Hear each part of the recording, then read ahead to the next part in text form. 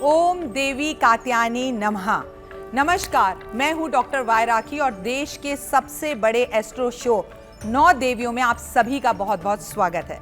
लीजिए, हम 9 देवियां फिर से हाजिर हैं आपको आज के छठे नवरात्रे का मां का रूप बताने के लिए, उनका स्वरूप बताने के लिए और ये बताने के लिए कि कौन सा चक्रा आज एक्टिव करना है। मैं डॉक्टर वाई राखी आज आपको बताऊंगी कि अपने विवाहित जीवन को अच्छा करने के लिए क्या कर सकते हैं आप। कर्मा।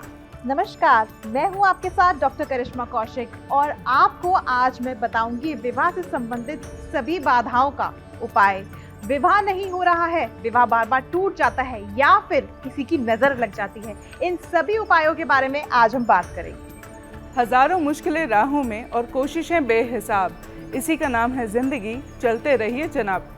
नमस्कार, मैं हूं श्रुति खरबंदा और नवरात्रि के छठे दिन मैं बताऊंगी माँ के प्रिय रंग से होने वाला एक उपाय जिससे आपका अकेलापन होगा दूर और अधूरी इच्छाएं होंगी पूरी। नमस्कार, मैं हूं मनीषा कौशिक और आज आपको बताऊंगी कि नवरात्र में पूजा करते समय किन 6 बातों का रखना चाहिए खास ध्यान।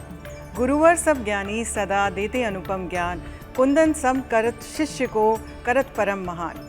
नमस्कार, मैं हूं आचार्य नंदिता पांडे और आज आपको बताने जा रही हूं कि अगर आपको गुरु का ज्ञान चाहिए तो किस चक्र का आपने भेदन करना है ताकि आपकी इंट्यूशन बढ़ जाए, आपकी बुद्धि बढ़ जाए और आपको विद्या की परम प्राप्ति हो। जमला लट्टू काठ का रंग दिया करतार, डोरी बांधी प्रेम की घूम रहा संसार।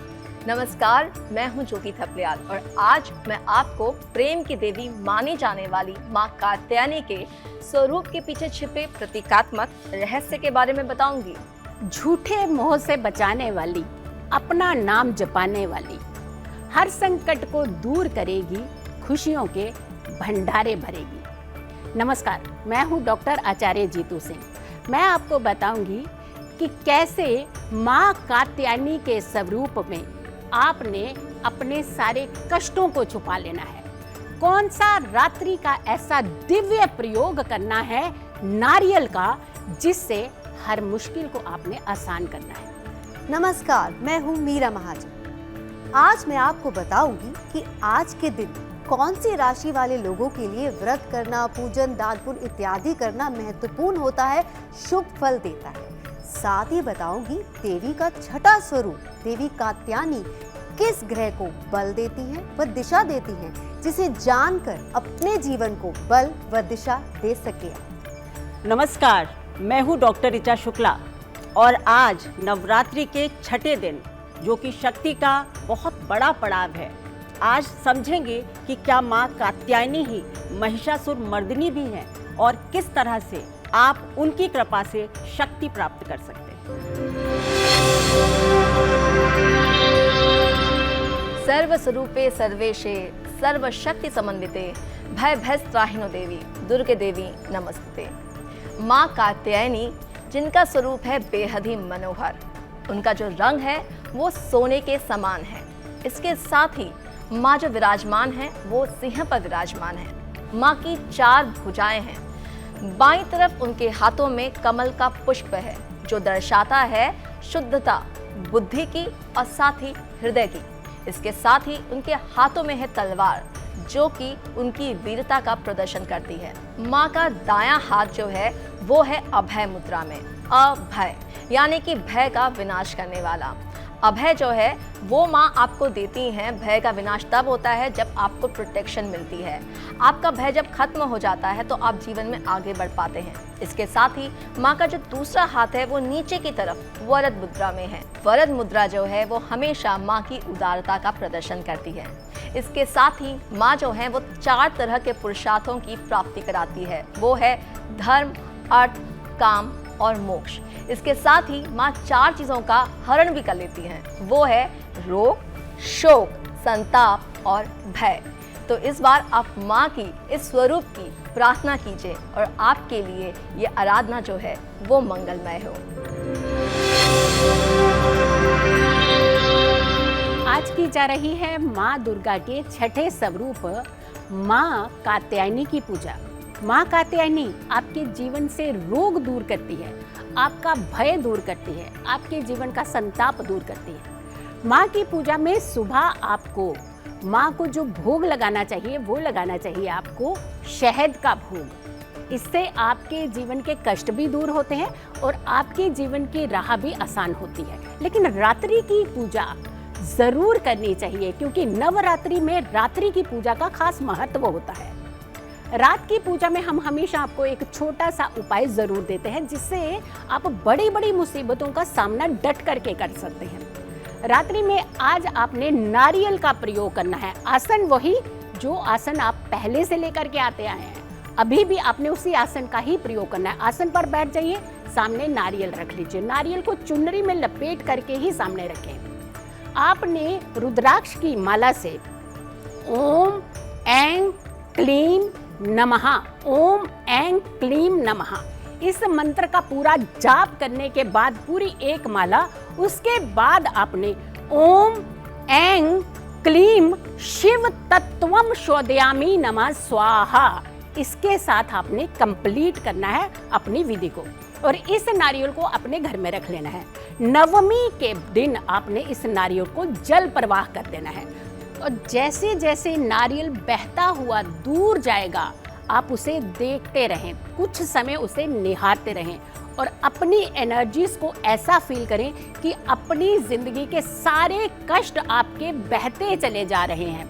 यकीन मानिए, पूरा साल आपके जीवन में आएंगी खुशियाँ, आपके जीवन का हर भय होगा दूर, आपके जीवन का हर संताप होगा दूर और आप रहेंगे हमेशा सुरक्षित।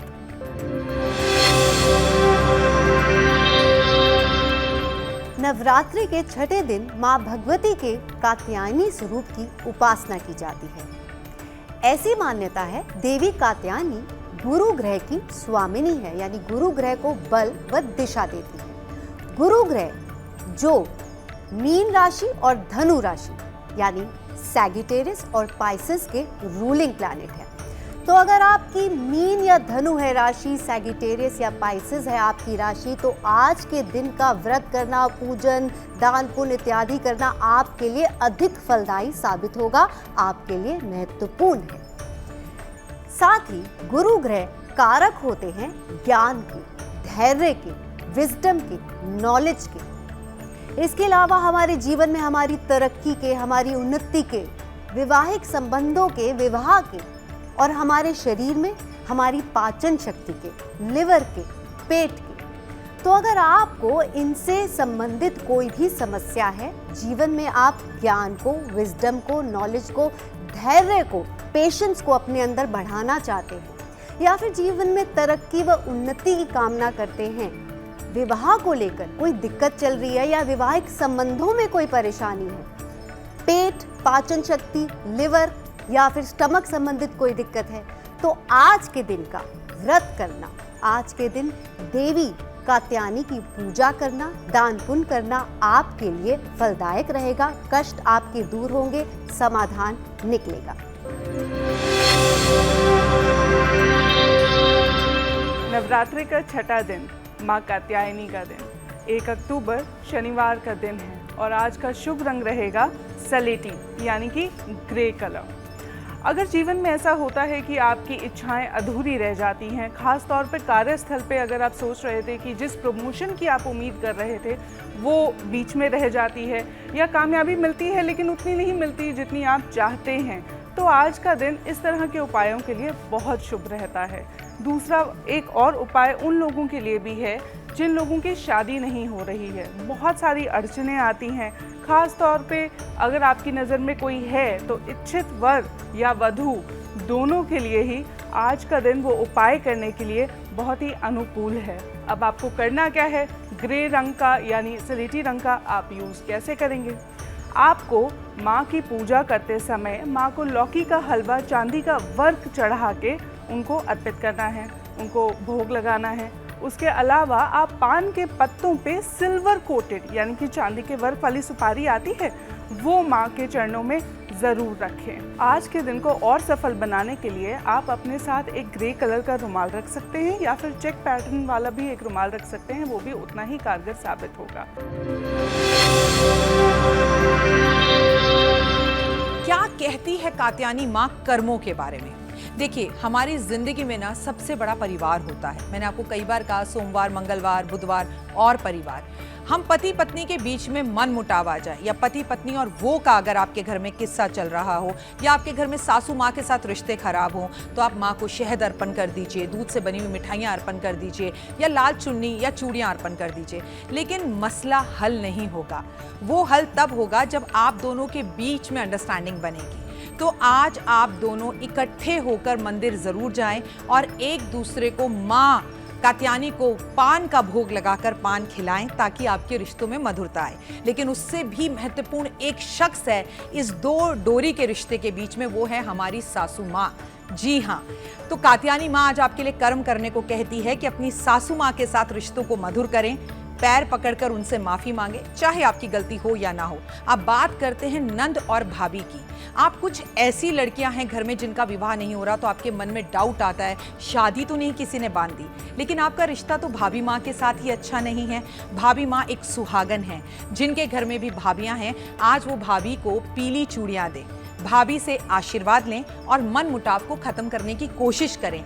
नंद भाभी दोनों मिलकर आज मंदिर जाएं और मंदिर जाकर माँ को नारियल अर्पण करें और सहेलियों की तरह रहें, जो कि माँ आपसे चाहती है। तो ये कर्म कीजिए और जीवन को खूबसूरत बनाइए। आपको इसके रिजल्ट्स 100% मिलेंगे। माँ कात्यायनी की आपके ऊपर अपार कृपा हो और जो कुंवारी लड़कियां हैं उनका विवाह जल्दी हो, ऐसा आशीर्वाद मैं आपको देती हूँ।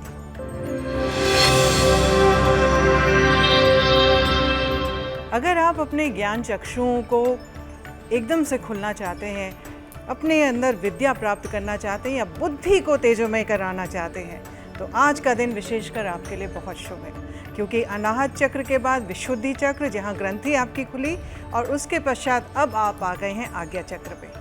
आपका आज्ञा चक्र आपके बाहों के बीच में और स्लाइटली थोड़ा सा ऊपर माथे के सेंटर पे होता है। ये आपको तीसरा नेत्र, शिव का तीसरा नेत्र भी बोलते हैं। रंग इसका होता है गहरा नीला, और शिव जी का वास आपके इस आज्ञा चक्र में होता है। उन्हें भगवान कालेश्वर भी यहाँ पे माना जाता है और कालेश्वर रूप में उनकी पूजा की जाती है। देवी यहाँ से आपके थ्रोट चक्र, जो कि विशुद्धि चक्र होती है, वहाँ से उठ करके अब आपके आज्ञा चक्र में माँ कात्यायनी आ गई हैं। तो आपने क्या करना है, आपको मैं एक मुद्रा बताऊंगी और मंत्र भी बताऊंगी। आपने थर्ड आई मुद्रा बनानी। थर्ड आई मीन्स तीसरी नेत्र की मुद्रा बनानी। अपने हाथ आपने ऐसे लेने हैं और सारे उंगलियां आपने फोल्ड करनी है, अंगूठे को नीचे करना है, फिर मध्यमा उंगली को ऊपर लेके आए। अगर आप देखेंगे तो ये त्रिनेत्र की तरह आपके बन जाते हैं। नीचे से आप देखेंगे ये दो आपकी आंखें और ऊपर ये तीसरा नेत्र, ये आपकी त्रिनेत्र मुद्रा है। आप इसको अपने चेस्ट के सामने लेकर के आएंगे, छाती के सामने। बाकी सारी मैंने मुद्राएं आपको बताई थी कि आप नीचे अपने गोदी के ऊपर रखते हैं, लेकिन इसको आप छाती के सामने लेके आएंगे, क्योंकि यहाँ से जो ध्वनि ऊपर को जाएगी वो आपके त्रिनेत्र में जाके कंपन करेगी और उसको खोलेगी। जैसे ही आपका त्रिनेत्र खुलता है, आपके अंदर ज्ञान की एक बिल्कुल असीम धारा बहनी शुरू हो जाती है। क्लेयरवॉयंस डेवलप होना शुरू हो जाता है, इंट्यूशन बढ़ जाता है। कोई भी काम करने जाते हैं तो आपको पहले ही एहसास हो जाता है कि इस काम का परिणाम क्या होगा या ये काम कैसे करें। पिछले जन्म की राहें, आगे जन्म की होने वाली राहें भी आपको इस नेत्र के द्वारा मिलनी शुरू हो जाती, क्योंकि भगवान कालेश्वर यहाँ पे स्थापित रहते हैं। मंत्र होगा ओम। तो हमने मुद्रा करनी है, सारी फिंगर्स को आप ऐसे फोल्ड करिए और ये करिए, और नीचे से मूलाधार से लेकर के कंपन लेके आएंगे। ओम।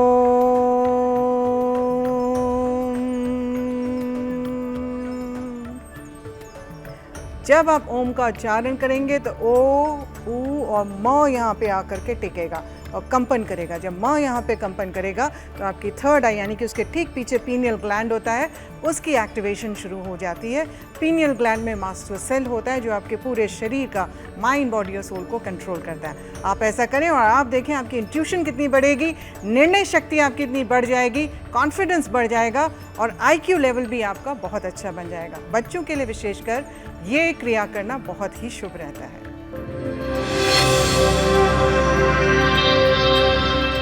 शरणागत दीनार्थ परित्राण परायणी सर्वस्याति हरे देवी नारायणी नमोस्तुते। आज नवदुर्गा का छठा दिन है। माँ कात्यायनी की पूजा की जा रही है। माँ कात्यायनी का जो स्वरूप है वो अप्रतिम है, क्योंकि इसमें सभी देवी देवताओं के अंश का वास है। महिषासुर के मर्दन के लिए एक कथा चली आ रही है कि महिषासुर को मर्दन करने के लिए माँ कात्यायनी ने जन्म लिया था और महिषासुर को वरदान था कि उसको इस जगत में कोई भी मार नहीं सकता। बस उसने ये वरदान मांगना भूल गया था कि एक कुंवारी कन्या उसको मार सकती है। इस वरदान के चलते वो बिल्कुल निरंकुश हो गया था। उसने सोचा भी नहीं था कि एक कुंवारी कन्या उसको मार सकती है। तो कात्यायन ऋषि जो थे उन्होंने बहुत वर्षों साधना की थी, तो उनकी साधना का प्रतिफल माँ ने दिया उनके घर में जन्म लेकर, और फिर उन्होंने महिषासुर का मर्दन किया। माँ कात्यायनी ही महिषासुर मर्दनी भी कहलाती हैं। ये देवी का सबसे शक्तिशाली स्वरूप है। अगर आप विद्या चाहते हैं, विवाह चाहते हैं, धैर्य चाहते हैं, बुद्धिमत्ता चाहते हैं, तो बस आपको क्या पढ़ना होगा? ओम क्लीम देवी कात्यायनी नमः क्लीम ओम। क्लीम ओम को जब हम शुरू करते हैं ओम क्लीम से और क्लीम ओम से बंद करते हैं तो मंत्र सिद्ध हो जाता है। ऐसा आप नव दुर्गा के इस दिन से, छठे दिन से प्रारंभ करें और उसके बाद पूरे वर्ष जब तक आपका जो भी कार्य आपने सोचा था वो पूरा नहीं होता, पूरे वर्ष भर आपको इस मंत्र का जाप करते रहना है। और अगर साल भर के अंदर ही आपका वो काम हो जाए, माना आपका विवाह हो जाए, आप किसी कंपटीशन को दे रहे थे उसमें सक्सेस मिल जाए, तो भी आप क्या करेंगे कि जब आपके काम में सफलता मिल जाए तो फिर आप एक हवन करें और उसमें 11 इस मंत्र की आहुतियाँ अवश्य दें, तभी आपका यज्ञ पूर्ण माना जाएगा। तो माँ कात्यायनी की कृपा आप सभी के ऊपर बनी रहे, जल्द विवाह हो, आपके अंदर बुद्धिमत्ता आए, ऐसी मेरी कामना है। आज छठा नवरात्र है जो कि माँ कात्यायनी को समर्पित किया जाता है। तो आज मैं आपको बताऊंगी कि पूजा में किन 6 बातों का खास ध्यान रखना चाहिए। सबसे पहला, पूजा करने से पहले स्थान की शुद्धि करना जरूरी है, इसलिए हाथ में थोड़ा सा पवित्र जल लें, गंगा जल लें और उसे क्लॉकवाइज छिड़क कर ही पूजा पर बैठें। दूसरी बात, पूजा करते वक्त थोड़ा सा जल साथ में लेकर जरूर बैठें। दूसरी बात बता रही हूँ, पूजा का आसन बार बार ना बदलें, एक ही जगह बैठकर पूजा करें, कभी इस कमरे में कभी उस कमरे में नहीं, बल्कि अगर अपने घर के मंदिर में बैठकर पूजा करेंगे तो ये सर्वश्रेष्ठ रहेगा। तीसरी बात, पूजा जाप करते समय मंत्रों के गलत उच्चारण से बचें। गलत उच्चारण से बेहतर होगा कि मंत्र को सुन लिया जाए। चौथी बात, पूजा एकाग्र मन से ही करनी चाहिए, ध्यान घड़ी देखकर ना लगाएं, अपने आप को हर तरीके की डिस्ट्रैक्शन से दूर रखें। पांचवी बात, पूजा करते वक्त बीच में से नहीं उठे, हर चीज इंतजार कर सकती है, आप अपना ध्यान ईश्वर की ओर ही केंद्रित रखें। छठी और सबसे इम्पोर्टेंट बात, पूजा करने के बाद गुस्सा ना करें, क्योंकि हमें डिस्ट्रैक्ट नहीं होना था और हमारे घर वाले कोई काम कह रहे थे तो उठते ही पूजा से ये नहीं कहना चाहिए कि तुम इंतजार नहीं कर सकते थे। तो ये जो एकाग्रता है इसे बनाकर रखें। माँ कात्यायनी की जब हम बात करते हैं तो हम बात करते हैं विवाह की, और जब हम विवाह की बात कर रहे हैं तो घर की साज सजावट की बात कैसे ना करें। आज के दिन अपने घर में साज सजावट करें, पीले रंग से यानी सुनहरे रंग से अपने घर को सजा दें। साथ ही साथ बात करेंगे उन खास उपाय की जो आपके जीवन में विवाह बाधा दूर करेंगे।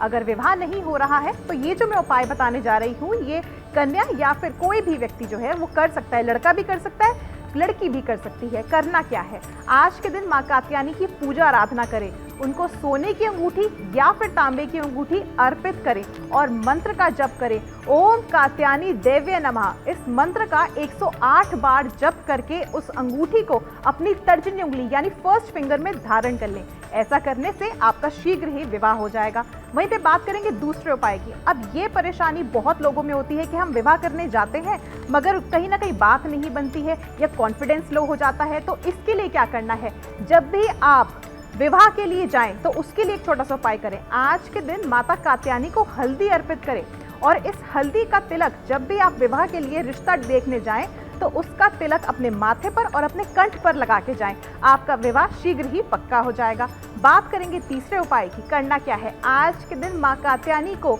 21 हल्दी की गांठें मोली में बांध करके अर्पित करें और इसके बाद जब नवरात्रि समाप्त हो जाएंगे इसको अपने पास पीले रंग के वस्त्र में ही बांध करके रख लें। हर तरह का अगर कोई नज़र दोष होगा या कोई किसी भी तरह की बाधा होगी वो दूर हो जाएगी।